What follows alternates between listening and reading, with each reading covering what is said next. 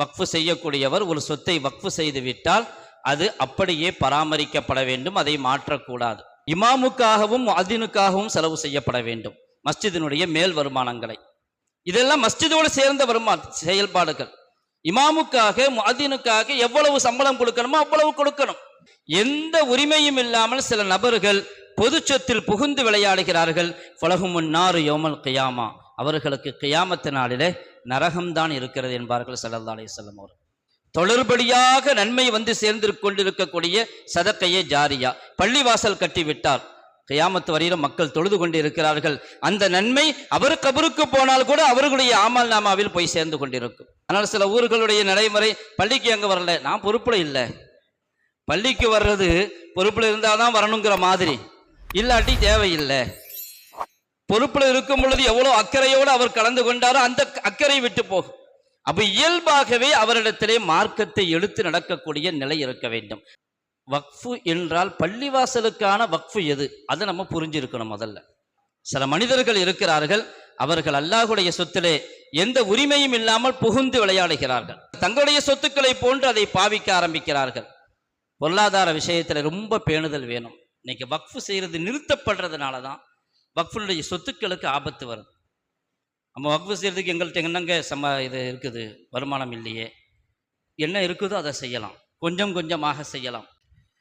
அஸ்ஸலாமு அலைக்கும் வரஹ்மத்துல்லாஹி வபரகாத்துஹு.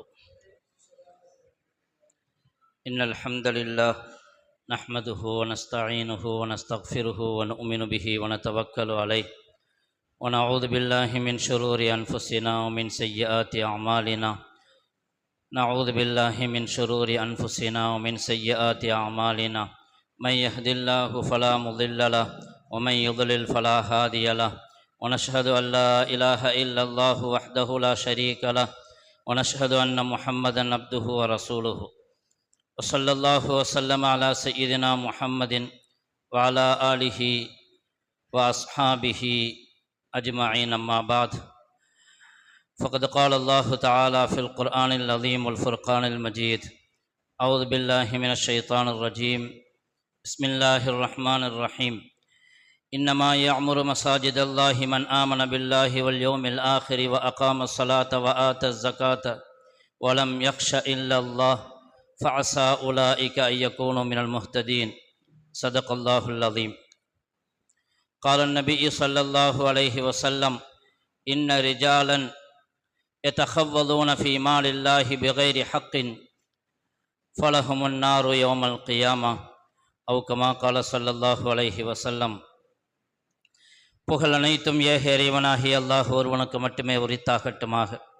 அல்லாஹினுடைய சலாத்தும் சலாமும் அன்பும் அருளும் நம் உயிரினும் மேலான முஹம்மது ரசூலுல்லாஹி ஸல்லல்லாஹு அலைஹி வஸல்லம் அவர்களின் மீதும், அன்னவர்களுடைய தோழர்கள், குடும்பத்தார்கள், அவர்களை பின்பற்றி வந்த தாபிஈன்கள், தபஉ தாபிஈன்கள், ஃபுகஹாக்கள், ஷுஹதாக்கள், நல்லவர்கள் நம் அனைவரின் மீதும் என்றென்றும் நின்று நிலவட்டுமாக.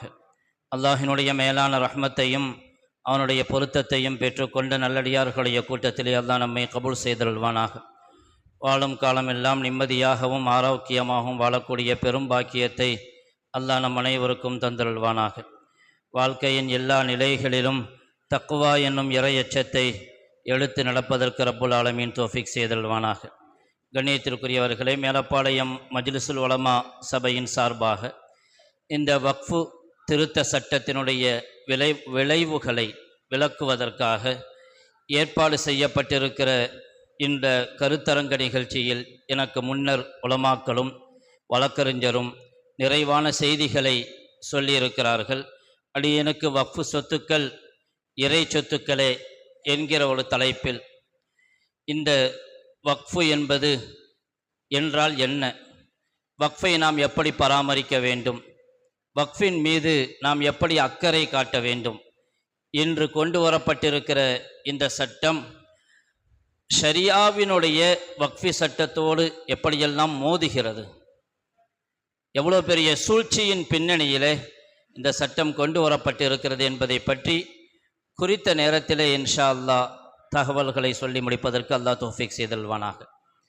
உங்களுக்கு இதற்கு முன்னரே சொல்லி இருப்பார்கள் என்று நினைக்கிறேன். வக்ஃபு என்றால் என்ன, அரபியில் வக்ஃபு என்றால் அல் ஹபுஸ்.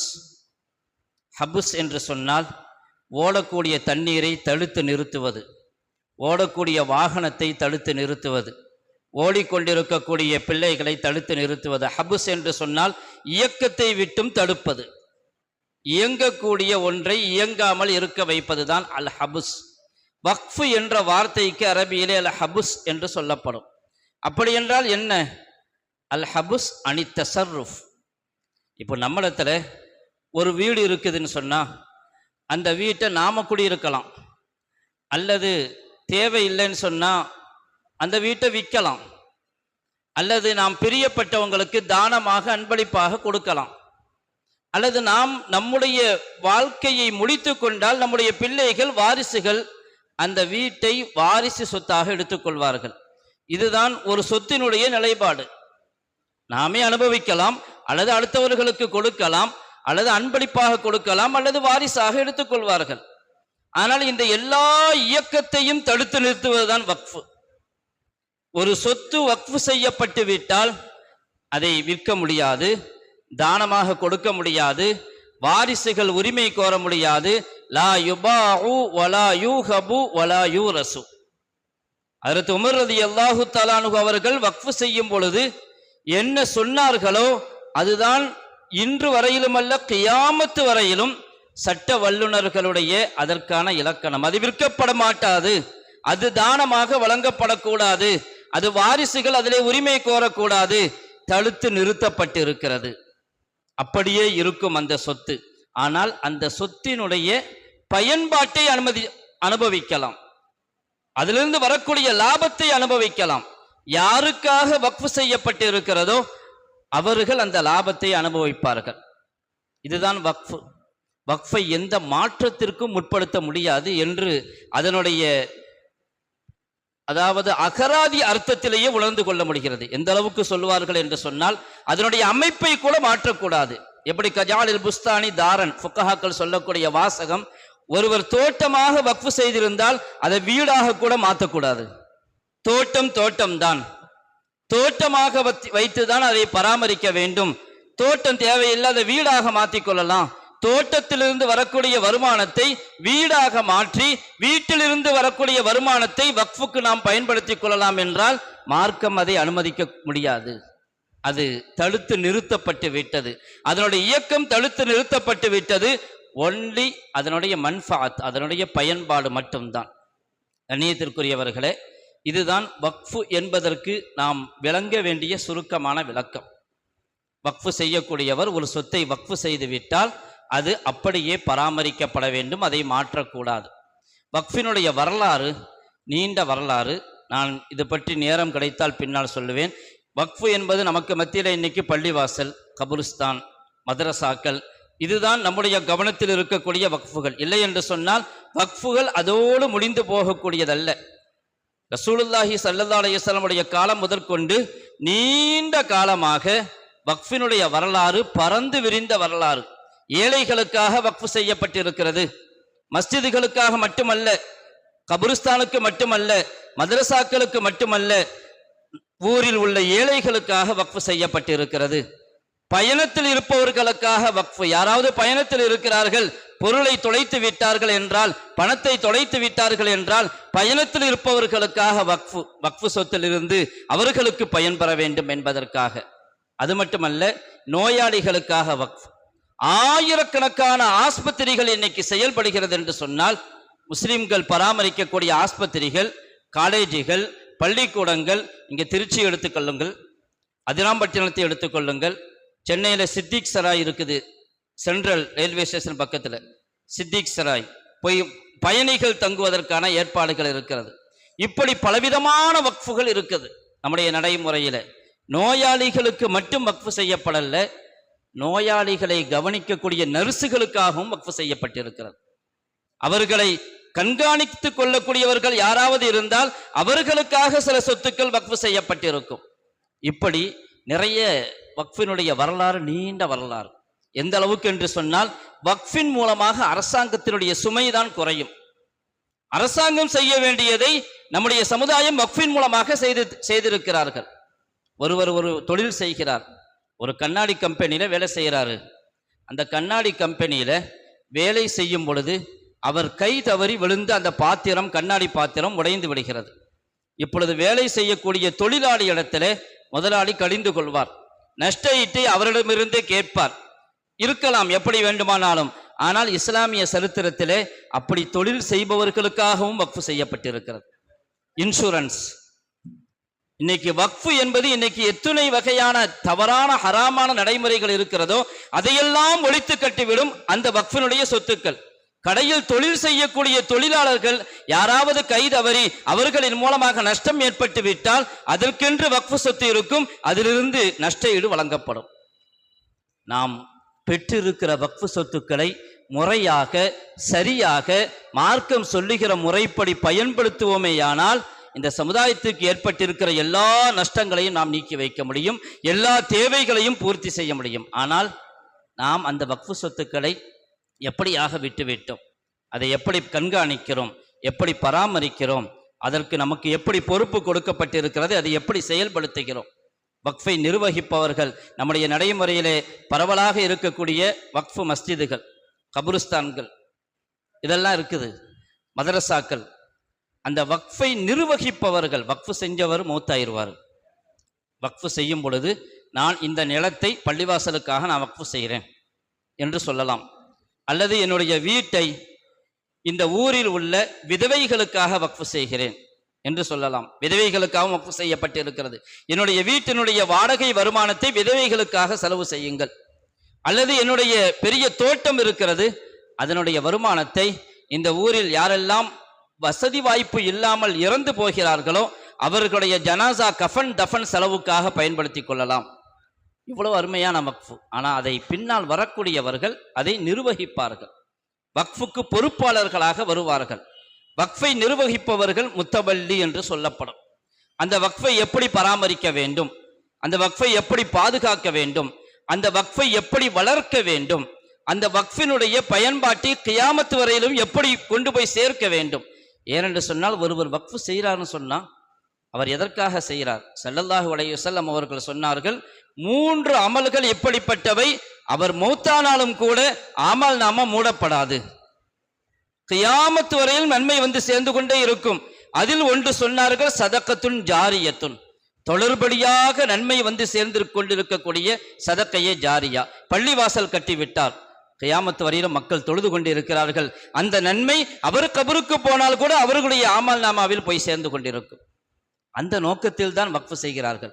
ஆனால் நாம் அந்த வக்ஃபு சொத்தினுடைய நன்மைகளை அவர்களுக்கு போய் சேர விடுகிறோமா அல்லது இடையில தடுத்து நிறுத்துறோமா? அதை வக்ஃபை நிர்வகிப்பவருடைய கையில் தான் இருக்கு. அந்த நன்மை அவர்களுக்கு போய் சேர விடவில்லை என்று சொன்னால் அது மாதிரி ஒரு மோசடி வேறு எதுவும் கிடையாது.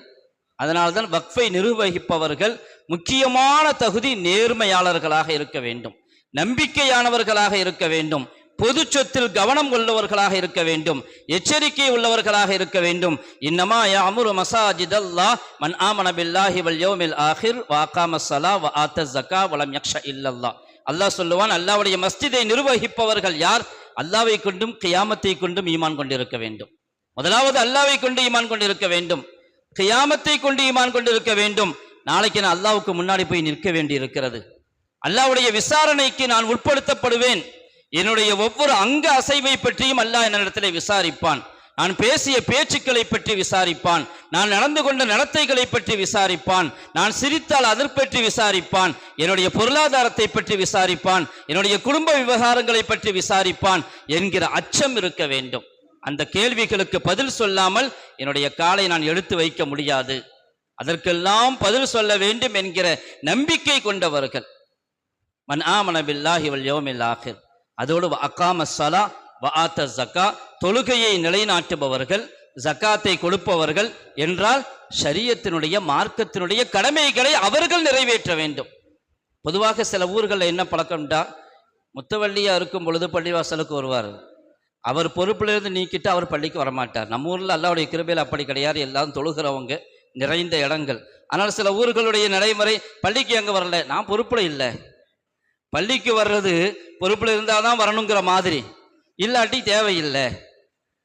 பொறுப்புல இருக்கும் பொழுது எவ்வளவு அக்கறையோடு அவர் கலந்து கொண்டாரோ அந்த அக்கறை விட்டு போகும்.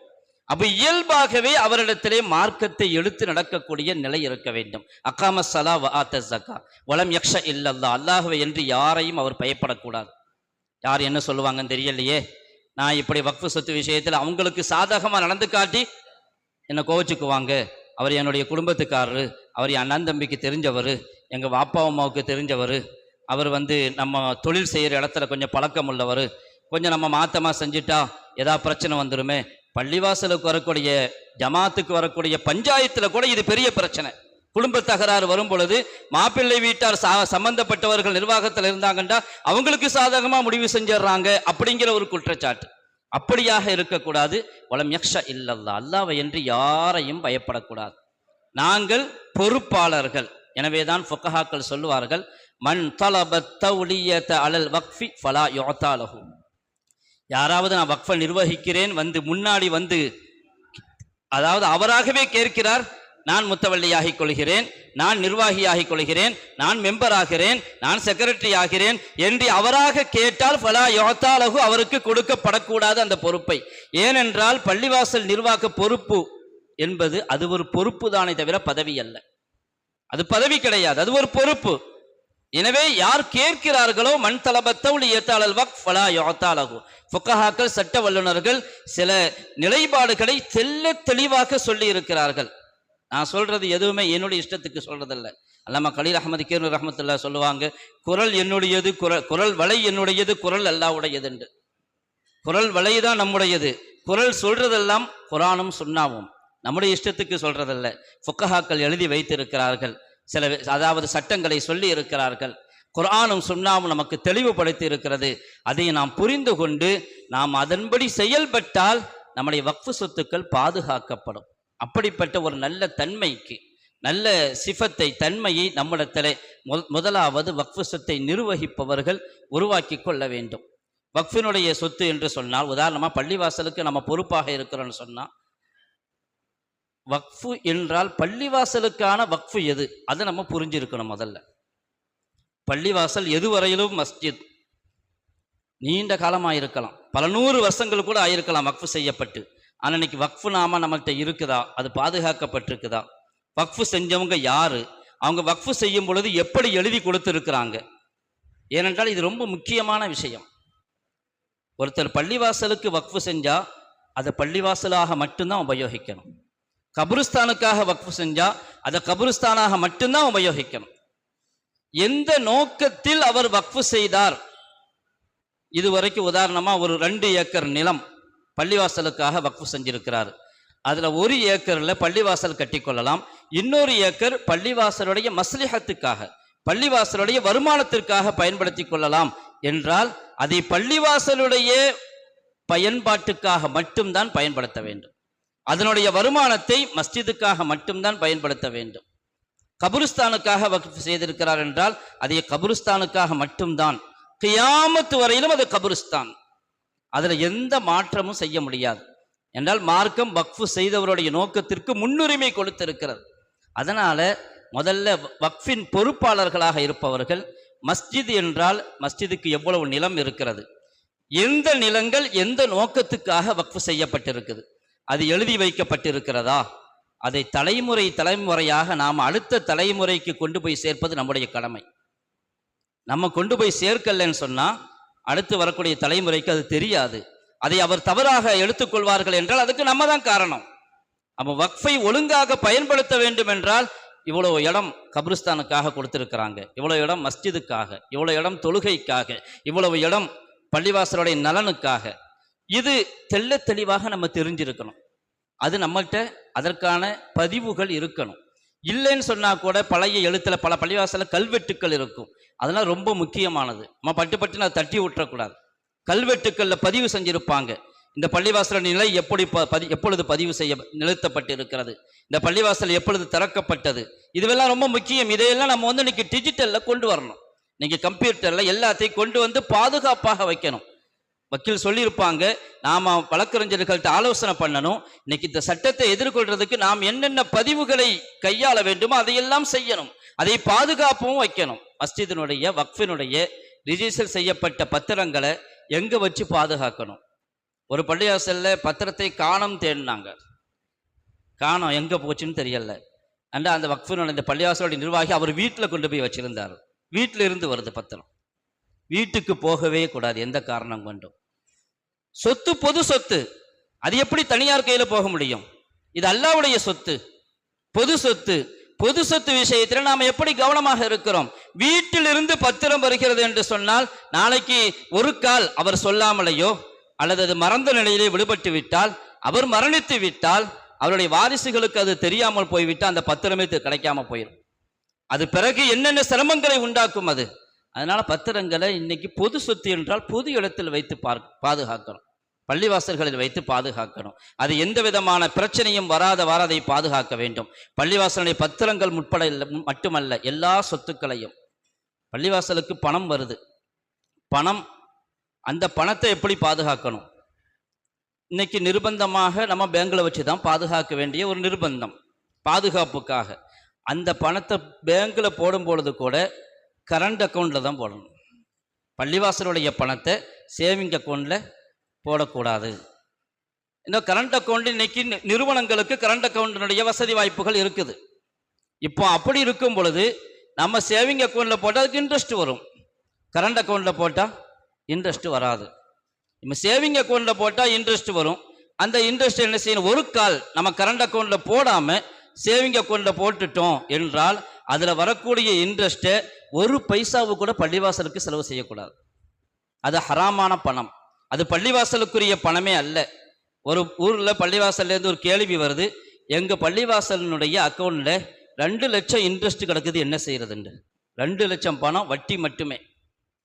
எதற்காக வேண்டி 2 லட்சம் சேருகிற அளவுக்கு விட வேண்டும்? முதல்ல கரண்ட் அக்கௌண்ட்ல இருக்கணும். அப்படி சேவிங் அக்கௌண்ட்ல இருந்தா கூட வட்டி பணம் சேர சேர வெளியே எடுத்துடணும், அதுல சேர விடவே கூடாது. 2 லட்சம் ரூபாய் பணம் இருக்குது, எங்க அந்த பணத்தை பள்ளிவாசலுக்கு செலவு செய்யக்கூடாது. ஊர்ல உள்ள ஏழைகள், சிரமப்பட்டவங்க, கஷ்டப்பட்டவங்களுக்கு கொடுக்கணும்னு சொன்னா அவ்வளவு சீக்கிரம் மனசு வராது. ஏண்டா 500 ரூபா 1000 ரூபாண்டா கொடுத்துடலாம், 2 லட்சம்ல எப்படி கொடுக்கறது? எங்க பள்ளிவாசலுக்கு சேர்த்துக்கிட்டு அது ஒரு பேலன்ஸ், பேங்க் பேலன்ஸ் ஏறிடுமே, மனசு வராது. ஆனால் அது ஹராமான பணம். பள்ளிவாசலுக்கு நமக்கே செலவு செய்யக்கூடாது, நம்முடைய வீட்டுக்கே செலவு செய்யக்கூடாதுங்கும் பொழுது மஸ்ஜிதுக்கு எப்படி செலவு செய்ய முடியும்? அதனால பணத்தை பாதுகாப்பது கூட முறையாக பாதுகாக்கணும், மஸ்ஜிதினுடைய ஒவ்வொரு பொருளையும் பாதுகாக்கணும்.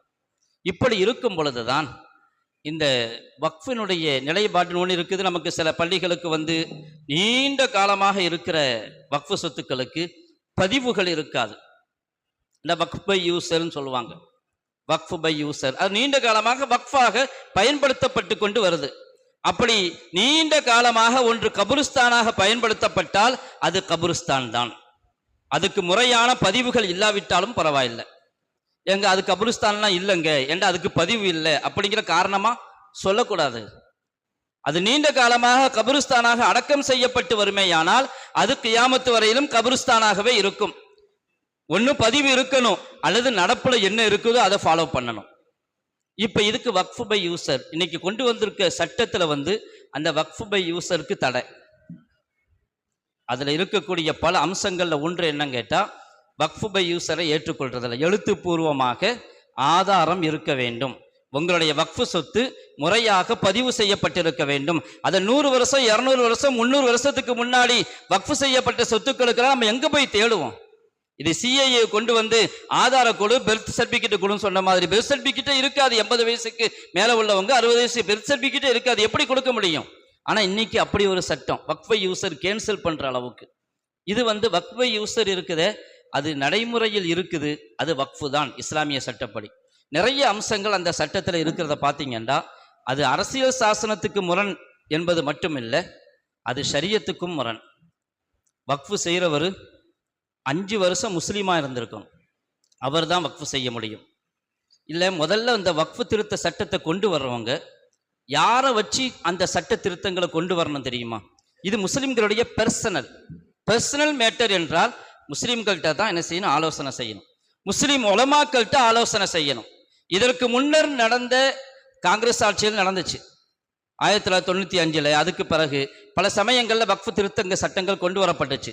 அப்போவெல்லாம் நம்முடைய உலமாக்கள் போய் கோரிக்கை வச்சாங்க, எங்களுடைய வக்ஃபு சொத்தை பாதுகாக்கிறதுக்கு நீங்கள் இப்போ இப்படி செய்யுங்க. அதன் அடிப்படையில் சட்டங்கள் வந்துச்சு. ஆனால் இன்னைக்கு யாரும் கேட்கல. இந்த அரசாங்கத்தில் நம்ம எதையுமே கேட்க மாட்டோம். தயவு செய்து சும்மா இருந்தாலே போதும்னு நினைக்கிறோம். எங்களை சும்மா விட்டாலே போதும், நீ எதுவுமே செய்யாட்டியும் பரவாயில்லை, யாருமே கோரிக்கை வைக்கல. ஆனால் நானா வந்து கிரீன் டிஜிட்டல் என்ன சொல்றாரு, நாங்கள் சொத்தை பாதுகாக்க போறோம், முஸ்லிம்களை சொத்தை பாதுகாக்கிறதுக்காகத்தான் இதை கொண்டு வந்திருக்கிறோம். ஆனால் நீங்க எப்படிப்பா பாதுகாப்பீங்க எங்க சொத்தை? உங்களுடைய நடைமுறைகளை எல்லாம் பார்த்து கொண்டு இருக்கிறோம், எப்படி பாதுகாப்பீங்க? ஆனால் இந்த சட்டம் அப்படி ஒரு மாற்று சூழ்ச்சியில கொண்டு வரப்பட்டிருக்கிறது. அதுல ஒன்றுதான் 5 வருஷம் ஆயிருக்கணும். யார்கிட்டையும் கேட்கல முஸ்லிம்கள்ட்ட. இப்படி ஒரு முஸ்லீமாக இருந்து அவர் 5 வருஷம் முஸ்லிம்களுடைய அமலை செய்திருக்க வேண்டும். இதை யாரு போய் பார்த்துட்டு இருப்பாங்க? அவர் பள்ளிவாசல தொழுகிறாரா? 5 வருஷம் பார்க்கணும். ஆனால் ஷரியத்துடைய சட்டம் என்ன? அவர் முஸ்லீமாக இருக்கணுங்கிற கட்டாயம் கூட கிடையாது வக்ஃபு செய்யறது. முஸ்லீம் அல்லாதவர்களும் வக்ஃபு செய்யலாம். ஒரு ஹிந்து பிரியப்பட்டு மஸ்ஜிதுக்காக நிலத்தை கொடுக்கிறார் என்றால் வாங்கி கொள்ளலாம், கூடும். முஸ்லீம் அல்லாதவர்கள் கூட வக்ஃபு செய்யலாம் என்று இருக்கும் பொழுது முஸ்லிம்களுக்கே நிபந்தனை வைக்கிறார்கள் 5 வருஷம் என்று. அப்படியானால் பெர்சனல்லாம் ஒன்று இருக்குது முஸ்லிம்களுக்கு. இரண்டாவது, இந்த அரசியல் சாசனத்தினுடைய பிரிவில் ஒவ்வொரு மதத்தினர்களும் அவர்களுடைய மதத்தின்படி வாழ முடியும், அதில் யாரும் தலையிடக்கூடாது. அந்த மதத்தின்படி அவர்கள் வாழ முடியும், அதன்படி அவர்கள் செயல்பட முடியும், அந்த மதத்தை அவர்கள் பிரச்சாரம் செய்ய முடியும். இதுவெல்லாம் அரசியல் சாசனத்திலே அடிப்படை உரிமைகளாக நமக்கு வழங்கப்பட்டிருக்கிறது. இதுக்கு நேர் முரண்தான் இந்த சட்டம். 5 வருஷம் முஸ்லீமா இருக்கணுங்கிறது. ஆனால் முஸ்லீம் அல்லா 5 வருஷம் முஸ்லீமா இருக்கணுங்கிறது வக்ஃபு செய்யறதுக்கு. ஆனால் வக்ஃபை நிர்வாகம் பண்றதுக்கு முஸ்லீமா இருக்கணும்னு தேவையில்லை. நாங்கள் இந்துக்களையும் கொண்டு வருவோம், மற்ற மதத்தவர்களையும் கொண்டு வருவோம், அவர்களை கொண்டு நிர்வாகம் செய்வோம். என்ன தேவை இருக்குது? இன்னைக்கு எங்கேயாவது சீக்கியர்களுடைய குருத்வாராக்கள்ல சீக்கியர் அல்லாதவர்கள் இருக்கிறாங்களா? அப்படி விடுவாங்களா அவங்க? ஏன் இந்து மதத்தினுடைய அவங்களுடைய அந்த அறக்கட்டளைகள், அவர்களுடைய மதம் சார்ந்த நிறுவனங்கள்ல முஸ்லீம் அல்லாதவங்க இருக்கிறாங்களா? இருக்க விடுவாங்களா? அப்படி இருக்கும் பொழுது முஸ்லிம்களுடைய வக்ஃபு சொத்துக்களில் மட்டும் எந்த காரணத்துக்காக நீங்கள் கொண்டு வருகிறீர்கள் முஸ்லீம் அல்லாதவர்களை? என்ன நோக்கம் அதில் இருக்கிறது? முஸ்லிம்களுடைய சொத்தை நீங்கள் ஆட்டை போடுவதற்கு, அபகரிப்பதற்கு, அதை எப்படியெல்லாம் கைப்பற்றலாம் என்கிற ஒரு பெரிய திட்டத்தோடு, ஒரு பெரிய சூழ்ச்சியோடு, நீண்ட கால யோசனைக்கு பிறகுதான் இந்த சட்டம் கொண்டு வரப்பட்டிருக்கிறது. அதோடு இன்னொரு விஷயம் இருக்குது. கலெக்டர் முடிவு செய்வார் இது வக்ஃபா இல்லையாண்டு. கலெக்டர் என்ன ஜட்ஜா? கோர்ட்டுக்கு போகணும்னு சொல்லலாம். ஆனால் கலெக்டர் ஒவ்வொரு மாவட்டத்தினுடைய கலெக்டர்கிட்ட போகணும்.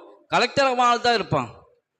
நம்ம சொத்துக்களை தூக்கிட்டு அவன் முடிவு செய்யறத நம்ம ஏற்றுக்கொள்ளணும் என்றா அது எப்படி முடிவாகும்? அவர்கள் எப்படி முடிவு செய்வார்கள்? இதுவெல்லாம் நம்மிடத்தில் இருக்கக்கூடிய சொத்துக்களை வெகு சீக்கிரத்தில் அபகரிப்பதற்கான இது நீண்ட சரித்திரம். ரஷ்யாவிலே, ஸ்பெயினிலே பல இடங்களில் வக்ஃபு சொத்துக்கள் எப்படி நம்மள்ட்ட இருந்து அழிக்கப்பட்டது, பிடுங்கப்பட்டது என்பதற்கு அதே ரூட்டில் வர்றாங்க. நாம் கொஞ்சம் எச்சரிக்கையாக இல்லைன்னு சொன்னா அல்லாஹ்வுடைய கிருபையிலே முஸ்லிம் பெர்சனல் லா போர்டு தன்னுடைய எதிர்ப்பை தொடர்ந்து காட்டிக்கொண்டு இருக்கிறது. இந்தியா முழுவதிலும் அதற்கான ஏற்பாடுகளை செய்து கொண்டு அவ்வப்போது அதற்கான போராட்டங்களை இன்று வரையிலும் தொடர்ந்து செய்து கொண்டிருக்கிறது. சில சமயங்கள் அந்த பெஹல்காம் போன்ற பிரச்சனைகள் வந்ததனால் தடையாகதே தவிர இல்லை என்று சொன்னால் தொடர்ந்து செய்து கொண்டிருக்கிறார்கள். அதே போன்றுதான் இந்த வக்ஃபு யூசரையும் தடுத்து நிறுத்தி இருக்கிறார்கள். அதே மாதிரி குறிப்பிட்ட காலத்திற்கு சிலர், ஒருத்தர் வாடகைக்கு இருக்கிறார், ஒரு 12 வருஷம் வாடகைக்கு இருந்துட்டாருன்னு வைங்க, அது அவருக்கு சொந்தமாயிரும். அது அவருக்கு சொந்தமாயிரும். வாடகைக்கு இருக்கிறவரை நம்ம எப்படின்னா 1 வருஷம்தான் வாடகை, அதுவும் 11 மாதம் தான் எழுதுவோம். நம்ம சொத்தாக இருந்தா 11 மாதம்தான் வாடகை பத்திரம் எழுதுவோம். அதுக்கு பிறகு அதை புதுப்பிப்போம். ஏன்னா தொடர்ந்து அவருக்கு கொடுத்துட்டோன்னு சொன்னா நாட்டினுடைய சட்டப்படி அவருக்கு சொந்தமாயிரும். இதே சட்டத்தை வக்ஃபு சொத்துக்கும் கொண்டு வர்றாங்க. ஆனா இது முஸ்லிம்களுடைய வக்ஃபு சொத்துக்கு மட்டும்தான். இந்துக்களுடைய சொத்துக்களுக்கோ, கிறிஸ்தவர்களுடைய அல்லது சீக்கியர்களுடைய சொத்துக்களுக்கோ அது பொருந்தாது. முஸ்லிம்களுடைய சொத்துக்களுக்கு மட்டும் நீண்ட காலம் யூஸ் பண்ணிட்டா அது அவருக்கு சொந்தமாயிரும். எப்படி அது சொந்தமாகும்? நாம வக்ஃபு சொத்தை விற்கவே கூடாதுங்கிறோம். லா யுபா வலா யூஹப், அதை அன்பளிப்பாக கொடுக்கக்கூடாது, அதை மாற்றம் செய்யக்கூடாதுங்கிறோம். எப்படி இப்படி சொல்ல முடியும்? நாம் ஒன்றை விளங்கி கொள்ள வேண்டும். நமக்கு எதிராக செய்யப்படக்கூடிய சூழ்ச்சிகளுக்கு ஒரு முக்கிய காரணம் நம்மிடத்திலே அதற்கான விழிப்புணர்வு இல்லை என்பதுதான். நாம் எப்படி செயல்படுறோமோ அப்படிதான் நம்முடைய ஆட்சியாளர்கள் இருப்பாங்க. நம்ம சொத்துக்களை எப்படி பராமரிக்கிறோம், வக்ஃபு சொத்துக்களை நாம் பாதுகாக்கிறோமா, அதை முறைப்படுத்துகிறோமா, அதில் என்னென்ன குறைவுகள் செய்து வைத்திருக்கிறோம், அதன் காரணமாகத்தான் வரக்கூடிய சோதனைகள். எனவே இப்படிப்பட்ட ஒரு நிலையிலே நாம் புரிந்து கொள்ள வேண்டும். நம்முடைய சொத்துக்களை எப்படி பராமரிக்கணும், வக்ஃபு சொத்துக்களை எப்படி பராமரிக்க வேண்டும். இன்னைக்கு பரவலான ஒரு சிந்தனை என்னன்னு கேட்டால், வித்தியாசமான சிந்தனைகள்லாம் வருது. குர்பானி கொடுங்கன்னு சொன்னால், உலுஹியா கொடுங்கன்னு சொன்னால், எதுக்கு ஆடை இருக்கணும், எதுக்கு மாடை இருக்கணும், அந்த பணத்தை ஏழைகளுக்கு கொடுத்துட்டா என்ன? ஒரு பிரெயின் வாஷ் செய்யப்பட்ட தவறான சிந்தனைகள். அது மாதிரி தெருவுக்கு தெரு அங்கங்கே எதுக்கு மஸ்ஜிது கட்டணும், பள்ளிக்கூடத்தை கட்டினா என்ன, இது மாதிரியான சிந்தனைகள். இந்த சமீபத்தில் ஒரு 52,000 பேருக்கு இந்த வருஷம் ஹஜ்ஜு கேன்சல் ஆச்சு. அதுக்கு ஒருத்தர் கமெண்ட் செய்கிறாரு, இதில் 5,000 கோடி பணம் கிடைக்கிது, அதை கொண்டு எத்தனையோ காலேஜ் கட்டலாம், எத்தனையோ ஸ்கூல் கட்டலாம். எப்படியான சிந்தனை பாருங்கள். மார்க்கத்தினுடைய அமல்களில், உலுஹியாவினுடைய அமல்களில், பள்ளிவாசல்களுடைய நிலையில் இப்படி ஒரு தவறான சிந்தனை. யார் எதுக்கு ஹஜ்ஜுக்கு போறீங்க, அந்த பணத்தை இங்கே கொடுங்க. ஒவ்வொரு கல்யாணமும் நிர்பந்தத்திலோ அல்லது நிர்பந்தம் இல்லாமலோ நம்மள்கிட்ட நடக்கிற ஒவ்வொரு கல்யாணத்திலையும் கிட்ட 1/2 கோடி செலவாகுது. அதை பற்றி யாராவது பேசுகிறாங்களா? 1/2 கோடி செலவாகுது. ஏன் அவ்வளவு செலவு செய்கிறீங்க? பள்ளிவாசல் கட்டுறதுக்கு இல்லைன்னா பள்ளிக்கூடம் கட்டுறதுக்கு பணத்தை கொடுங்க, ஏழைகளுக்கு கொடுங்க. 1/2 கோடி வரைக்கும் செலவு செய்கிறோம். இன்னும் சொல்லப்போனால் 1 கோடியும் ஆகிரும். ரொம்ப வசதியானவங்க இருந்தால் பல கோடி ஆயிரும். கல்யாண மண்டபத்தினுடைய வாடகையே ஒரு நாள் வாடகையே 7 லட்சம் 8 லட்சத்துக்கெல்லாம் இருக்குது வாடகை மட்டும். அவ்வளவு செலவு செஞ்சு நடக்குது, திருமணங்கள் நடக்குது. ஒவ்வொரு வருஷமும் டூர் போறாங்க. ஒவ்வொரு வருஷமும் டூர் போறது குறைஞ்சது 50,000. ஆனா உம்ரா போனா மட்டும் விமர்சனம். ஆனா இந்த டூர் யாரும் கண்டுகொள்றதில்லை. என் டூர் கட்டாயம் போயாகணுமா, அந்த பணத்தை செலவு செய்யுங்க ஏழைகளுக்கு, இப்படி யாரும் சொல்றதில்லை. ஆனா நல்ல காரியங்களில் செய்யப்படக்கூடிய செலவுகள் விஷயத்துல இது மாதிரியான விமர்சனங்கள். அதுபோன்றுதான் பள்ளிவாசல் விஷயத்திலும். அதனால பள்ளிவாசல் இப்போ ஒரு சிந்தனை என்ன கேட்டால், பள்ளிவாசல் சொத்தை ஏழைகளுக்கு கொடுக்கணும். ஒரு விஷயத்தை நல்லா புரிஞ்சுக்கணும். வக்ஃபு என்றால் ஷர்த்துல் வாக்கிஃப் கனஸ்ஸி ஷாரி. ஷர்த்துல் வாக்கிஃப் கனஸ்ஸி ஷாரி. வக்ஃபு செய்தவர் என்ன நிபந்தனை வச்சாரோ அது குர்ஆன் சுன்னாவுடைய சட்டத்திற்கு மாதிரி செயல்படுத்தப்பட வேண்டும். அவர் என்ன நிபந்தனை வச்சாரோ அப்படியே தான் செயல்படுத்தணும். பள்ளிவாசலுக்காக இந்த நிலத்தை நான் வக்ஃபு செய்கிறேன், பள்ளிவாசலுடைய வருமானத்திற்காக இந்த நிலத்தை நான் வக்ஃபு செய்கிறேன் அப்படின்னு சொல்றார். அதிலிருந்து வருமானம் வருது, நிறைய வருமானம் வருது. நிறைய வருமானம் வருது, இது என்ன செய்யலாம்? ஏழைகளுக்கு கொடுக்கலாம், விதவைகளுக்கு கொடுக்கலாம், முடியாதவங்களுக்கு கொடுக்கலாம். தவறான சிந்தனை இது. பள்ளிவாசலுடைய நலனுக்காக செய்யப்பட்ட வருமானம், வக்ஃபு செய்யப்பட்ட வருமானம் பள்ளிவாசலுக்கு மட்டும்தான் யூஸ் பண்ணணும், மாற்ற முடியாது. அது ஏழைகளுக்கு கொடுத்தா என்ன? ஏழைகளுக்கு நம்ம பாக்கெட்ல இருந்து எடுத்து கொடுக்கணும். ஏழைகளுக்கு நம்ம பாக்கெட்ல இருந்து எடுத்து கொடுக்கணும். வக்ஃபு செஞ்சவர் ஒரு நோக்கத்தில் வக்ஃபு செஞ்சிருக்கிறாரு, நம்ம அதுல தலையிட்டு ஏன் இப்படி செஞ்சா என்ன? பள்ளிவாசலுடைய நலனுக்காக செலவு செய்யலாம். ஒன்று, பள்ளிவாசலுக்கு தேவையான லைட் இருக்குது, ஃபேன் இருக்குது. தொழுகிறவங்க ராகத்தாக தொழுதுட்டு போகணும், ராகத்தாக தொழுதுட்டு போகணும். நான் சஹாபாக்கள்லாம் அப்படி தொழுதாங்களா, வேர்வேல இருந்தாங்களே, அப்படி சில பேர் அப்படி ஒரு சிந்தனை. ஆனால் நம்ம வீட்டில் ஏசியில் தான் இருக்கிறோம், ராகத்தாக இருக்கிறோம். பள்ளிவாசனை அது மாதிரி ராகத்தை ஏற்படுத்தி கொடுக்கறதுக்கு அல்லாஹ் எல்லா வசதி வாய்ப்பையும் கொடுத்திருந்தா ஏன் செய்யக்கூடாது? பள்ளிவாசலுக்கு தொலை வர்றவங்க ராகத்தாக தொழுதுட்டு போகணும். ஒரே வெளிச்ச வெக்கையா இருக்குது, அப்படி அவளுக்கு தேவையான செஞ்சு கொடுக்க. தொழுது முடிஞ்சிருச்சு, 2 ரக்காத் சுன்னத்து கூட தொழுக முடிஞ்சால் எல்லா ஃபேனையும் ஆஃப் பண்ணிடுறோம். அதில் மிச்சம் முடிச்சு நம்ம ஒன்றும் செய்ய போகிறதில்ல. தொழுகையாளிகள், மதுரையில் ஒரு பள்ளிவாசலுக்கு போனோம், மதியானம் 2:30 மணி, எல்லாம் தொழுதுட்டு போயிட்டாங்க. 2:30 மணிக்கு ஒரு 4 பேர் போனோம், போய் தக்பீர் கட்டுறோம். ஒருத்தர் மூளையில் சேர் போட்டு அதுக்குண்டே உட்கார்ந்துருக்காரு. தக்பீர் கட்டும்போது ஃபேனை போட்டு விட்டார். தொழுதுட்டு வெளியே வரும்போது ஃபேனை அணைச்சார். சரி நமக்காகத்தான் போடுறாரு பார்த்தா கேட்டால் இல்லை, அவர் இருப்பார் எப்போவுமே பள்ளியில். தொழுக வர்றவங்களுக்காக ஃபேன் போடுவாங்க. தொழுகிறவங்க பள்ளிவாசல் தொழுகிறவங்களுக்காக, இபாதத் செய்கிறவங்களுக்காக, அவங்களுக்காக ஃபேன் ஓடாட்டி வேற யாருக்காக ஃபேன் ஓடும்? அதுக்கு 2:30 மணிக்கு ஃபேன் அங்கே உள்ள இருக்கிற வரைக்கும் ஃபேன் ஓடுது. பிறகு அதுக்குண்டே ஒரு ஆள் இருக்கிறாங்க, ஒரு ஆள் வைக்க, அவருக்கு சம்பளம் கொடுக்கணும். அந்த பணத்தை அதுல செலவு செய்யணும். ஏழைகளுக்கு செலவு செய்யணுங்கிற சிந்தனை அதுக்கு பிறகு பள்ளிவாசலுக்கான செலவுகள்ல செய்யணும். பள்ளிவாசலுக்கு சில இடங்களை கார்பெட் போட்டிருப்பாங்க. இப்போ பெரும்பாலான பள்ளிகள் அதை எடுத்துட்டாங்க. இந்த கார்பெட் இருக்குத பெரிய பிரச்சனை, இந்த சைனஸ் பிரச்சனை. அதில் பள்ளிவாசலுக்குள்ள வந்த உடனேயே டஸ்ட் வாடை ஒரு மாதிரியா வரும். ஒரு சஜிதா செஞ்சுட்டா 2வது சஜிதா செய்யவா எந்திரிச்சு போயிடவான்னு யோசிக்கணும். அப்படி இருக்கும். ஏன்னா அதை பராமரிக்க மாட்டோம். ஏன்னா இந்த கார்பெட்லாம் இருக்குது, துவைக்கிறதும் கிடையாது, உதறதும் கிடையாது, தட்டுறதும் கிடையாது, அப்படியே தான் இருக்கும். போய் சஜிதா செஞ்ச உடனே கிருன்னு மூக்கில் ஏறும், எந்திரிச்ச உடனே 4 தும்மல் அடுத்தடுத்து வரும். சில பேருக்கு ஒன்றும் செய்யாமல் இருக்கலாம், ஆனால் சைனஸ் பிரச்சனை பெரிய பிரச்சனை, அது அடுத்து அந்த பள்ளிக்கே வர மாட்டாங்க. அப்போ அப்படி கார்பெட் போட்டிருந்தா அதை பராமரிக்கணும். அது ஒழுங்கா இருக்குதா, நம்ம என்ன செய்யறோம், இல்லைன்னு சொன்னா அது எடுத்துடணும், தேவையில்லைன்னு சொன்னா. அப்போ தொழுக வர்றவங்க ராஹத்தாக செய்யணும். ஃபத்தாவல் கஸாலி, இமாம் கஸாலி ரஹ்மத்துல்லாஹி ஃபத்வாவுக்கு தொட்டும் நம்முடைய ஃபுகஹாக்கள் எழுதுவாங்க, அன்னஹு யுஸ்ரஃபு லஹுமா, இமாமுக்காகவும் முஅத்தினுக்காகவும் செலவு செய்யப்பட வேண்டும் மஸ்ஜிதினுடைய மேல் வருமானங்களை. இதெல்லாம் மஸ்ஜிதோடு சேர்ந்த செயல்பாடுகள். இமாமுக்காக முஅத்தினுக்காக எவ்வளவு சம்பளம் கொடுக்கணுமோ அவ்வளவு கொடுக்கணும், அவர்களுடைய தேவை அதில் பூர்த்தி ஆகணும். அதற்காகத்தான் வக்ஃபு சொத்துக்கள் இருக்குது.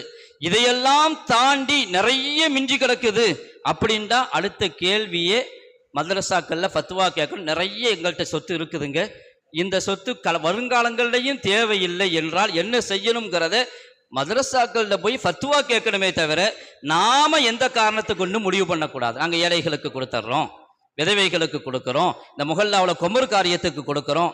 யார் உரிமை கொடுத்தது? கியாமத்தில் கேள்வி கேட்கப்படும். கியாமத்தில் ஒவ்வொன்றுக்கும் பதில் சொல்லியாகும். நமக்கு அல்லாஹ் வக்ஃப் செஞ்சவங்க நமக்கு அந்த உரிமையை கொடுக்கல, நம்ம எப்படி அதை செயல்படுத்த முடியும்? எந்த அளவுக்கு எழுதப்பட்டிருக்கிறது என்று சொன்னால், ஃபலவ் இன் ஹதமல் மஸ்ஜிது, ஒரு மஸ்ஜித் இடிந்து விழுந்து விட்டது, அல்லாஹ் பாதுகாக்கணும்.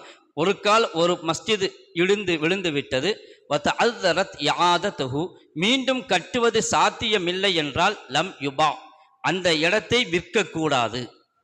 இது கட்டவே முடியாது எந்த காலத்திலையும். அப்ப இந்த இடத்தை வித்தரலாம், விற்கக்கூடாது என்றால் ஒரு தடவை மஸ்ஜிதுக்காக வக்ஃப் செஞ்சிட்டா கியாமத்து வரையிலும் அது மஸ்ஜிது தான், பூமியிலிருந்து வானம் வரையிலும் அது மஸ்ஜித், அதை மாற்றவே முடியாது. நிர்பந்தம் ஏற்படும் பொழுது உலமாக்களிடத்திலே மதரசாக்களிடத்திலே அதற்கான விவரங்களை கேட்க வேண்டுமே தவிர இதன் தேவையில்லையே நம்ம இப்படி செஞ்சுக்கலாம். நிர்வாகிகள் மஷூரா செஞ்சு முடிவு பண்ற விஷயம் அல்ல வக்ஃபு விஷயங்கள். அது மார்க்கம் தெளிவாக சொல்லியிருக்கிறது. ஒரு கால் இப்படியும் சொல்லப்பட்டிருக்குது, ஒரு மஸ்ஜிது இடிஞ்சு விழுந்துருச்சு, திரும்ப அதை கட்டவும் முடியாது என்றால் அதுக்கு வருமானம் வந்து கொண்டு இருக்குது, கட்ட முடியாத நிலை, ஆனால் வருமானம் கொஞ்சம் கொஞ்சம் வருது. இப்போ அந்த வருமானத்தை என்ன பண்றது? சுரிஃபலி மஸ்ஜிதின் ஆகர், பக்கத்தில் இருக்கிற வேறொரு மஸ்ஜிதுக்கு கொடுக்கணும். ஏனென்றால் அது மஸ்ஜிதுக்காக செய்யப்பட்ட வக்ஃபு. அப்போ மஸ்ஜிதுக்கு இருந்தால் அந்த மஸ்ஜிதில் இருந்து மற்றவங்களுக்கு கொடுக்கக்கூடாது, ஏழைகளுக்கு கொடுக்கக்கூடாது, பக்கத்தில் தேவையில்லை இன்னொரு மஸ்ஜிதுக்கு கொடுக்கணும். ஆனால் இங்கே ஒரு மஸ்ஜிதுடைய நிர்வாகத்துக்கும் இன்னொரு மஸ்ஜிது நிர்வாகத்துக்கும் நான் பெரியதா நீ பெருசான்னு போட்டி வந்துடக்கூடாது. நாங்கள் அப்படி செஞ்சோம், நீங்கள் எங்கள் பள்ளியில் இப்படி செஞ்சோம், அப்படி வரக்கூடாது. எல்லாமே அல்லாஹ்வுடைய வீடு. இது மிஞ்சி இருக்குதா, இங்கே செலவு செய்ய முடியலையா, அதை கொடுக்க வேண்டிய இடம் இன்னொரு மஸ்ஜித் தானே தவிர ஏழை குமர்கள் அல்ல. அது மாதிரி ஒரு மஸ்ஜிது நல்ல செயல்பட்டு கொண்டு இருக்குது. அம்மா கைருல் முன் ஹதிம், அது இடிந்து விழவில்லை, ஆனால் அதற்கு வருமானம் நிறைய இருக்கிறது. அந்த வருமானத்தை என்ன செய்ய வேண்டும்? அதை வைத்து இன்னொரு வக்ஃபை வாங்குங்கன்னு சொல்லுவாங்க சட்ட வல்லுநர்கள். இன்னொரு நிலத்தை வாங்கி அந்த மஸ்ஜிதுக்காக வக்ஃப் செய்யுங்க. மஸ்ஜிதினுடைய வக்ஃபை மஸ்ஜிதுக்கு மட்டும் வைங்க, கபருஸ்தானுடைய வக்ஃபை கபருஸ்தானுக்கு மட்டும் வைங்க. கபறுகள் அடக்கப்பட்டு இருக்குது, காலம் காலமாக நம்ம பார்த்து கொண்டு இருக்கிறோம். இங்கே கபறுகள் அடக்கப்பட்ட இடங்கள், இன்னைக்கு அது தேவையில்லை, நம்ம வேற யூஸ் பண்ணிக்கொள்ளலாம், செய்ய முடியாது. ஏனென்றால் வக்ஃபு செய்தவர்கள் அடக்குவதற்காகவே அவர்கள் வக்ஃபு செய்திருந்தால் அதற்குரிய ஆதாரம் இருக்குது, அல்லது தொடர்ந்து அதில் அடக்கப்பட்டு கொண்டு வருகிறது என்று சொன்னால் அது கபுரிஸ்தான் தான். இல்லை தேவையில்லை, இங்கேயே போதுமானது. ஒரு காலம் 50-60 வருஷத்துக்கு முன்னாடி இல்லை 100 வருஷத்துக்கு முன்னாடி தேவைன்னு வக்ஃபு செஞ்சிருக்கிறாங்க.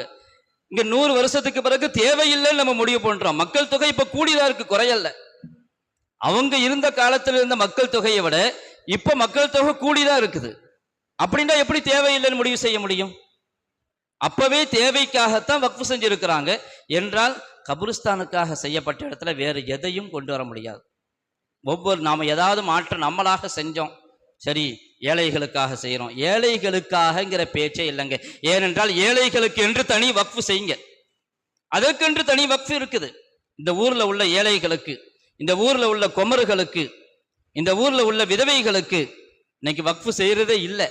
அதை வக்ஃபு செய்யற பழக்கமே விட்டு போச்சு. இன்னைக்கு நிறைய பேர் வக்ஃபு செய்ய தயங்குறதுக்கு இதுவும் ஒரு காரணம். நம்ம வக்ஃபை என்ன செய்வாங்கன்னு தெரியலையே என்று. நம்ம வக்ஃபு செஞ்சுட்டா அது எப்படி ஒழுங்காக கொண்டு போய் சேர்ப்பாங்களா?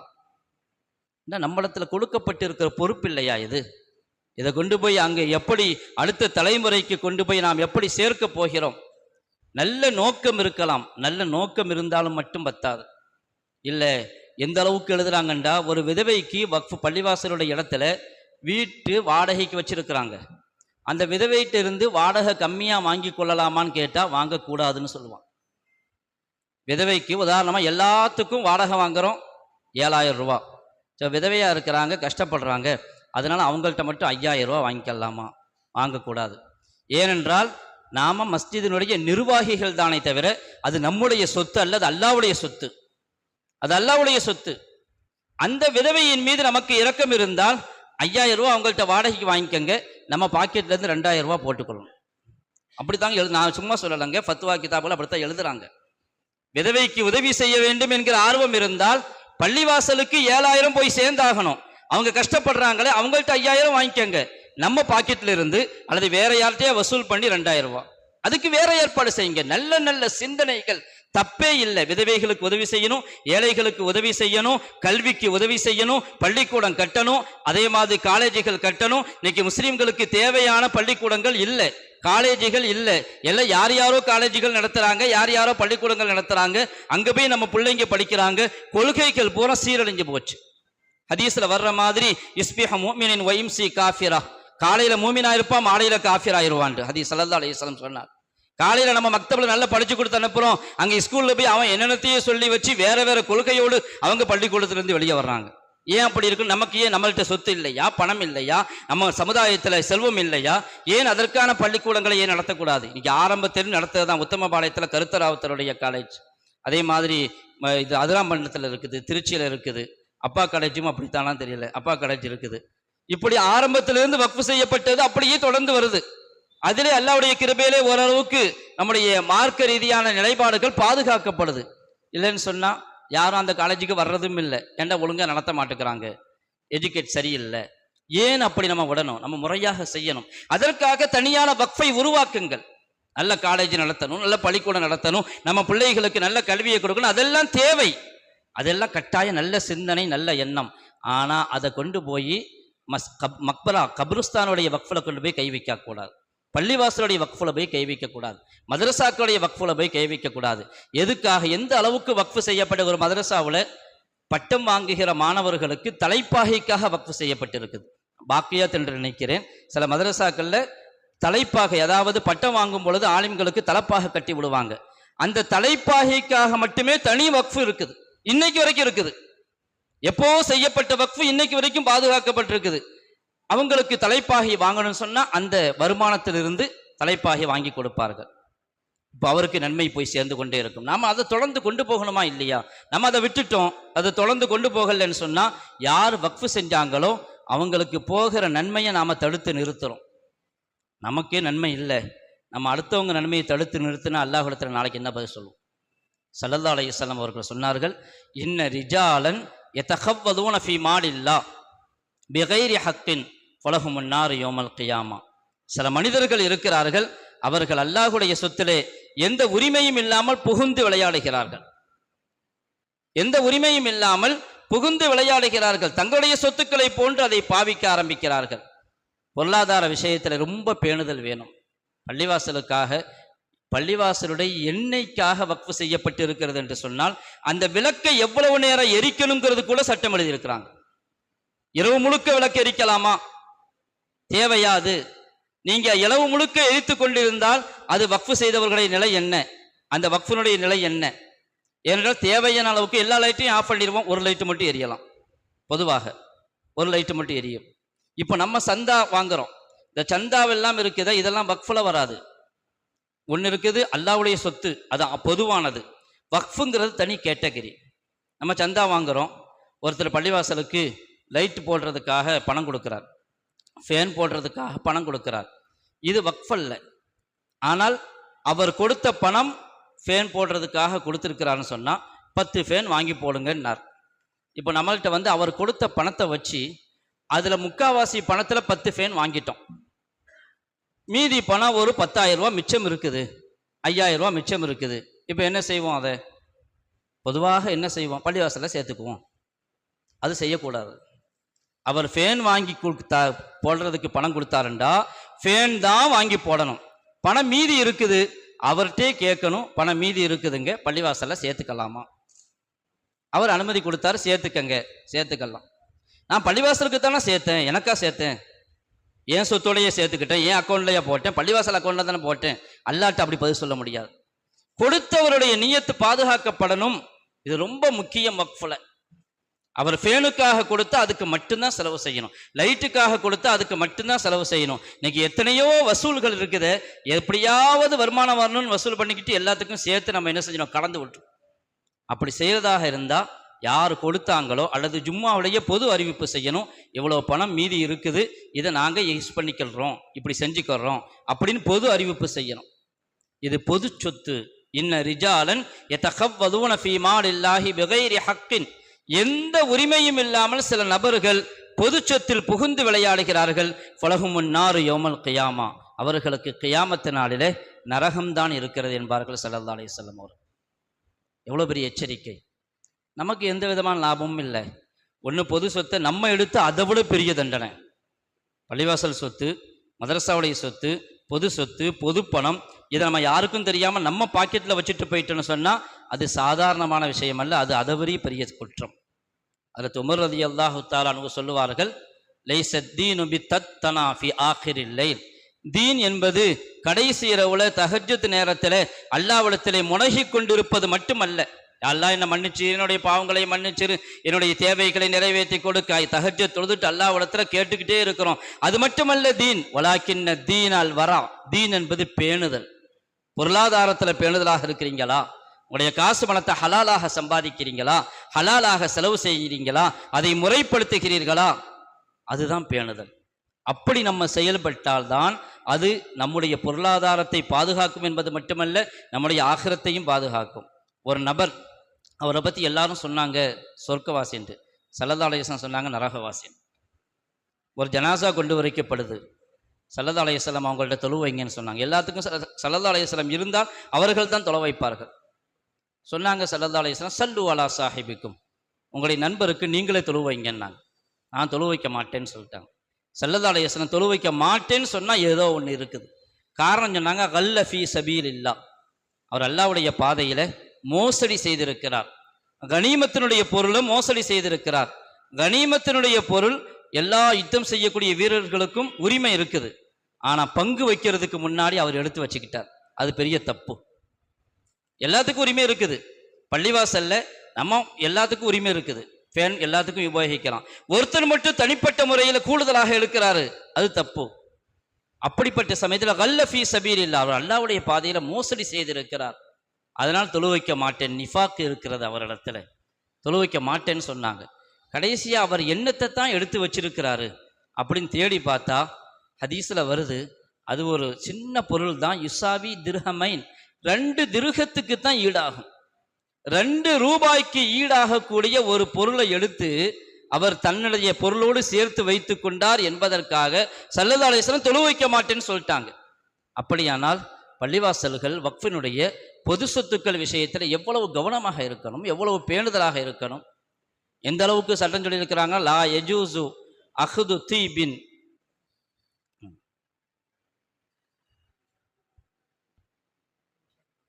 பொதுவாக காபத்துல்லாவுக்கு போகிறோம், காபத்துல்லாவுடைய திரைச்சீலை பிடிக்கிறோம், திரைச்சீலையில் அத்தர் தடவி இருப்பாங்க. அந்த அத்தர் காபத்துல்லாவுடைய திரைச்சீலை பரக்கத்தானது, காபத்துல்லா பரக்கத்தானது, மொத்த ஹரமுமே பரக்கத். இப்போ பரக்கத் என்பது ஒரு பக்கம் இருக்குது. ஆனால் நம்முடைய ஃபுகஹாக்கள் சொல்லுவாங்க, லா யஜூசு அஹ்து தீபின் மினல் காபா, காபத்துல்லாவுடைய நறுமணத்தை எடுப்பது ஜாயிஸ் இல்லை. அந்த அத்தரை நம்ம சட்டையில் சேர்த்துக்கிட்டோம், அது காபத்துல்லாவுடைய பரக்கத்து கிடைக்கட்டும். அத்தருங்கிறது நுகர்றதுக்கு தான், அதை நம்மளோட சேர்த்து ஒட்டிக்கிட்டோம். யஹ்ராமுடைய நிலையில் கண்டிப்பாக அதில் கை வைக்க முடியாது, கை வைக்க மாட்டோம், ஏனென்றால் அத்தர் தடை செய்யப்பட்டிருக்கு. மற்ற சமயத்தில் அது காபத்துல்லாவுடைய பரக்கத்துங்கிறதுக்காக கூட அந்த அத்தரை நம்ம மேலே என்ன செய்யக்கூடாது, தொட்டு தடவிக்கக்கூடாது. உங்களுக்கு எந்த அளவுக்கு சொல்லுவாங்க, நான் எதுக்கு சொல்கிறேன்னா, நம்முடைய சட்ட வல்லுநர்கள் எவ்வளவு யோசிச்சிருக்கிறாங்கன்னா, அந்த உம்மத்துக்காக வேண்டி தங்களுடைய இரவையும் பகலாக்கி இவ்வளவு சட்டங்களை சொல்லியிருக்கிறாங்க. மக்களுக்கு தேவையான, அவர்களுக்கு எடுத்து நடப்பதற்கு தேவையான சட்டங்களை. உங்களுக்கு பரக்கத்து வேணும்னு சொன்னா உங்க கையில அத்தர் கொண்டு போங்க, அந்த அத்தர் அதுல தேய்ங்க, தேய்ச்சி நீங்க எடுத்துக்கங்க. பரக்கத்தை விட வேண்டாம், ஆனா அங்கிருந்து எடுக்காதீங்க. அது ஜாயிஸ் கிடையாது, அது கூடாது, அது பொது சொத்து. அது நீங்க மட்டும் தனியாக எடுத்து வர்றீங்கன்னா உங்களுக்கு அதுல அனுமதி இல்லை. பரக்கத்துங்கிறத விஷயத்துல கூட செய்யக்கூடாதுன்னு சொல்லிட்டு இப்படி ஒரு மாற்று வழியும் கொடுத்துருக்குறாங்க பாருங்க. அதே மாதிரி தான் தயமம் செய்யறதுக்கு தண்ணி கிடைக்கலன்னு சொன்னா, தண்ணி இல்லை, தண்ணி விற்கிறாங்க. பொதுவாக மார்க்கெட் ரேட்டு 20 ரூபா, ஒருத்தர் 40 ரூபான்னு வித்துட்டு இருக்கிறான். நீ தண்ணியை வாங்கவே வேண்டாம், தயமம் செஞ்சுக்கங்கன்னு சொல்லுவாங்க. நம்முடைய பொருளாதாரத்தையும் மார்க்கம் பாதுகாக்குது. 40 ரூபா கொடுத்து வாங்க தேவையில்லை, 20 ரூபாய்க்கு வித்தா வாங்கு, இல்லாட்டி நீ வாங்கவே வேண்டாம், தயமம் செஞ்சுட்டு தொழுதுக்கன்னு சொல்லுது. அப்படியானால் நம்முடைய பொருளாதாரத்தையும் மார்க்கம் பாதுகாக்குது. அப்படிப்பட்ட ஒரு நிலை நம்முடைய ஷரியத்துடைய சட்டங்கள் நீங்க சாதாரணமாக எடுத்துக்கொள்ளக்கூடாது. அதனால பரக்கத்து சில பேர் பெரியவங்க நம்ம இல்மிலையும் அறிவிலையும் இபாதத்திலையும் மூத்தவர்கள் வஃபாத் ஆயிடுறாங்க. அவங்க போட்டுட்டு நடந்து கொண்டு இருக்கக்கூடிய பழைய செருப்பு வாசல்ல கிடக்கும். சில பேர் நினைக்க இனிமேல் செருப்பு யாரும் அதை யூஸ் பண்ணவும் மாட்டாங்க இல்லையா, அது யாரும் யூஸ் பண்ண மாட்டாங்க, பழைய செருப்பு. ஒருத்தர் என்ன செஞ்சாரு, பெரியவங்களுடைய பரக்கத்து வேணும்னு அந்த செருப்பு எடுத்துட்டு போனார். ஹராம், பரக்கத்து, ஆனா செருப்பை எடுக்கக்கூடாது. யாருடைய அனுமதி இல்லாம, வாரிசுகளுடைய அனுமதி இல்லாம எடுக்கக்கூடாது. பொது சொத்தாயிருச்சு. இப்ப ஹஜ்ரத் இமாம் அபு ஹனீஃபா ரஹிமஹுல்லாஹ் என்று நினைக்கிறேன், அவர்கள் ஒரு வீட்டுக்கு ஒரு பெரியவங்களை நலம் விசாரிப்பதற்காக போயிருக்கிறாங்க. நலம் விசாரிப்பதற்காக அவங்க சக்கராத்துடைய நிலையில இருக்கிறாங்க. அவங்க இரவு நேரத்தில் போயிருக்கிறாங்க. அங்க பக்கத்துல இருக்கும் பொழுது அவங்க ரூஹு பிரிஞ்சிருச்சு. ரூஹு பிரிஞ்ச உடனே எரிஞ்சிட்டு இருந்த லைட் ஆஃப் பண்ணிட்டாங்க. எரிஞ்சிட்டு இருந்த லைட், விளக்கு, மணன விளக்கு தான், விளக்கு ஆஃப் பண்ணிட்டாங்க. ஆனால் ரூஹு போயிடுச்சு. ஜனாசா இருக்குது வீட்டில், வெளிச்சமாக இருந்த வீட்டை இருட்டாக்கிட்டாரு. இது நமக்கு ஒரு வித்தியாசமாகவும் ஆச்சரியமாகவும் தெரியும். ஏன் இப்படி செஞ்சீங்கன்னு கேட்டாங்க. தான் பாக்கெட்டில் இருந்து காசு எடுத்து கொடுத்து எண்ணெய் வாங்கிட்டு வர சொல்லி அந்த எண்ணெயில் விளக்கு எரிச்சாங்க. ஜனாசா இருட்டுக்குள்ளே வைக்கக்கூடாது தான், ஆனால் பொது சொத்தை நாம் பயன்படுத்தக்கூடாதுன்னாங்க. எப்போ இதுவரையிலும் அவருடைய எண்ணெய் அது அவர் பயன்பெற்று கொண்டு இருந்தார். எப்போ அவர் மௌத்தாயிட்டாரோ அந்த எண்ணெய் இருக்குதே, விளக்கு இருக்குதே, எல்லா வாரிசுகளுக்கும் சொந்தமாயிருச்சு. எப்போ ஒரு மையத்து விழுமோ அடுத்த வினாடியே அவருடைய சொத்து பங்கு பிரிஞ்சிடும் தானாகவே. நம்ம பிரிக்காவிட்டாலும் பிரிச்சாலும் சரி, தானாகவே அவருடைய ஹக்கில் என்ன பங்கு அது போய் சேர்ந்துடும். இப்போ அவங்களுடைய அனுமதி இல்லாம ஒரு பைசா கூட நம்ம யூஸ் பண்ண முடியாது. விளக்கு அணைச்சிட்டாங்க. இதெல்லாம் கொஞ்சம் ஓவரா தெரியுதுன்னு நமக்கு தோணும். இது ஓவர் இல்லை, இதுதான் ஷரியத், இதுதான் பேணுதல். பொருளாதார விஷயத்தில் இப்படி நடந்து கொள்வதில் தான் நம்முடைய ஆகிரத்தினுடைய வெற்றி இருக்குது. அதனால பொது சொத்துக்கள் விஷயத்தில் சர்வ சாதாரணமாக எடுத்துக்கொள்ளக்கூடாது. நமக்கு நம்முடைய ஆகிரத்தின் மீது, நம்முடைய கபூரின் மீது அக்கறை இருந்தால் நம்ம பசி பட்டினியோடு கூட இருந்து கொள்ளலாம், ஆனால் பொது சொத்து வீணடிக்கப்படக்கூடாது. அது மாதிரி தொடர்ந்து வக்ஃபினுடைய அமல்களை தொடரணும். இன்னைக்கு வக்ஃபு செய்கிறது நிறுத்தப்படுறதுனால தான் வக்ஃபினுடைய சொத்துக்களுக்கு ஆபத்து வருது. நம்ம வக்ஃபு செய்கிறதுக்கு எங்கள்கிட்ட என்னங்க இது இருக்குது, வருமானம் இல்லையே, என்ன இருக்குதோ அதை செய்யலாம், கொஞ்சம் கொஞ்சமாக செய்யலாம். அதில் அலி ரலியல்லாஹு தஆலா சஹாபாக்கள் பற்றி வருது. நிறைய சஹாபாக்கள் வக்ஃபு செஞ்சுருக்கிறாங்கண்டு. எல்லா சஹாபாக்களும் என்ன நிறைய சொத்துக்கள் வச்சுக்கிட்டே இருந்தாங்க, இருந்ததை வக்ஃபு செஞ்சாங்க. ஒரு சஹாபி தன்னுடைய வீட்டை தன்னுடைய பிள்ளைகளுக்காக வக்ஃபு செஞ்சாங்க.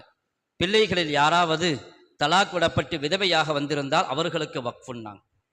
அதில் அலி ரலியல்லாஹு அன்ஹு நிறைய வக்ஃபு செஞ்சுருக்கிறாங்க. அவங்க சொல்கிறாங்க, கது ரஐதுனி இன்னி அர்புத்துல் ஹஜர அலா பத்னி மினல் ஜூ, பசியின் கொடுமை தாங்க முடியாமல் என்னுடைய வயிற்றிலே கல்லை கட்டி இருக்கிறேன். ஆனால் வ இன்ன சதகதி தபுலுகு அல் யௌம் 4000 தீனார், நான் செய்த சதக்காக்களுடைய அளவு 4000 தீனார் ஆகிவிட்டதுன்னு சொன்னாங்க. 4000 தீனார்னா கொஞ்சம் நஞ்சம் இல்லை. ஒரு தீனார் 4 கிராம் தங்கம். இன்னைக்கு 1 கிராம் தங்கம் 9000 தாண்டிடுச்சு. 4 கிராம் தங்கம். அப்படியானால் 4000 தீனார்ன்ற எவ்வளோ வரும் பாருங்க, 16 கிலோ தங்கம் ஆச்சு. கற்பனையில் கூட செய்ய முடியாது. நான் வயிற்றுல கல்லை கட்டியிருந்தேன், ஆனாலும் இவ்வளவு தர்மம் செய்திருக்கிறேன்னு சொன்னாங்க. அதனால வக்ஃபினுடைய அமல்களை தொடர செய்யணும். சமுதாயத்தில் யார் குறிப்பாக நல்ல வசதி வாய்ப்பு உள்ளவர்களாக இருக்கிறாங்களோ நம்முடைய ஆடம்பர தேவைகளை கொஞ்சம் சுருக்கி கொண்டு பொது சொத்தாக ஆக்கி அப்படி செய்யும் பொழுது சமுதாயத்தில் ஒரு விழிப்புணர்வு ஏற்படும். இந்த சொத்துக்களை நாம் பாதுகாக்க வேண்டும் என்கிற சிந்தனையும் ஏற்படும். அந்த சிந்தனையை உருவாக்குறதுக்கு தான் இது மாதிரியான கூட்டங்கள். வக்ஃபு சொத்துக்களும் பாதுகாக்கப்படணும். இந்த சட்டத்தினுடைய தீங்குகளை விட்டும் நாம் தப்பித்துக் கொள்வதற்கு நமக்கு மாநில ஜமாத்துல் உலமா சார்பாக, முஸ்லிம் பர்சனல் லா போர்டின் சார்பாக என்னென்ன அறிவுரைகள் வழங்கப்படுகிறதோ நாம் அதை ஏற்றுக்கொண்டு அதன்படி செயல்படவும் வேண்டும். அப்படி செயல்படும் பொழுது நம்முடைய வக்ஃபு சொத்துக்கள் மட்டுமல்ல, நம்முடைய ஒவ்வொரு பைசாவும் பாதுகாக்கப்படும் என்பது மட்டுமல்ல, இன்ஷா அல்லாஹ் கியாமத்திலே அது நமக்கு நன்மைகளை தேடித்தரும். வல்ல ரஹ்மான் அதற்கு தௌஃபீக் செய்தல்வானாக. நம்முடைய வாழ்க்கையிலே எல்லா விதமான பரக்கத்துகளையும் கொடுத்தல்வானாக. மார்க்கம் என்ன சொல்லுகிறதோ, ஷரியத் என்ன சொல்லுகிறதோ அதன்படி செயல்படுவதற்குண்டான மனோநிலையையும் சிந்தனையும் உருவாக்கி தந்தல்வானாக. நம்முடைய சொத்துக்களை எந்த நிலையில் வக்ஃபு செய்யப்பட்டிருக்கிறதோ அதற்கு மட்டுமே இனிமேலாவது இந்த வக்ஃபு விஷயத்தில் எந்த மோசடியும் கோளாறும் நடக்காமல் முறையாக செயல்படுவதற்கு, நம்முடைய ஊரில் எவ்வளவு வக்ஃபு சொத்துக்கள் இருக்கிறதோ அதை பாதுகாப்பதற்கு இங்கு வந்திருக்கக்கூடிய பள்ளிவாசல் நிர்வாகிகள், அதே போன்று பொதுமக்கள், ஜமாத்தார்கள் அத்துணை பேரும் முடிவு செய்து இந்த சொத்துக்களை பாதுகாத்து நாம் அடுத்த தலைமுறைக்கு கொண்டு போய் சேர்த்து கியாமத்து வரையிலும் இந்த சொத்துக்கள் போய் சேர்வதற்கு ரப்புல் ஆலமீன் தௌஃபீக் செய்தல்வானாக. இதற்கு ஏற்பாடு செய்திருக்கிற மெலப்பாளையம் மஜ்லிஸுல் உலமா சபையினுடைய பொறுப்பாளர்களுக்கும் அல்லாஹ் நிறைவான கூலியை கொடுத்தருள்வானாக. இதற்கு யாரெல்லாம் முயற்சித்தார்களோ, உதவி செய்தார்களோ அவர்களுக்கும் அல்லாஹு தஆலா நிறைவான கூலியை கொடுத்தருள்வானாக. இதன் மூலமாக நமக்கு துன்யா ஆখিরাவுடைய எல்லா கைர் பரக்காத்துகளையும் கொடுத்தருள்வானாக. வாஹிரு தஅவானா அல்ஹம்துலில்லாஹி ரப்பில் ஆலமீன். அஸ்ஸலாமு அலைக்கும் வரஹ்மத்துல்லாஹி வபரகாத்துஹு.